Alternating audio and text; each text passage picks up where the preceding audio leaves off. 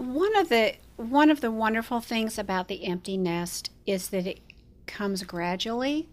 For most of us, it comes gradually because for most of us, our children go to college, and so they're gone, but they're still coming home quite frequently, or they may get a job, but they still live in the same town, and you can continue a lot of traditions.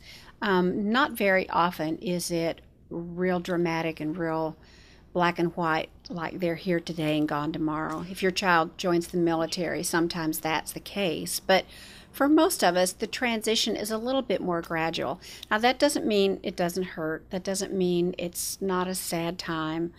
But it helps, I think, that that transition is somewhat gradual. So I think my advice on how to handle that is to remember that it's time for them to start forming their own traditions, and hopefully all of your kids won't be missing at once. Hopefully you'll have some maybe who aren't coming home, but others still are. So it can be a gradual transition into the day when maybe they're not coming home. It's been a long time since we've had someone home for Christmas, and that's because they're married, all of them except one. They have their own children, and they're trying to establish their own traditions in their own homes. And so I'm really okay with that because I want what's best for my kids.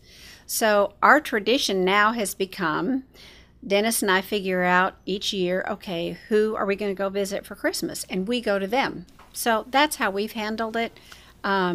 We get some of them at Thanksgiving, and not very often do we get all of them at any one time. So we've really settled into a rhythm. It changes from year to year, but I trust that God is at work, and our kids need to develop their own traditions and center their own household the way they want to.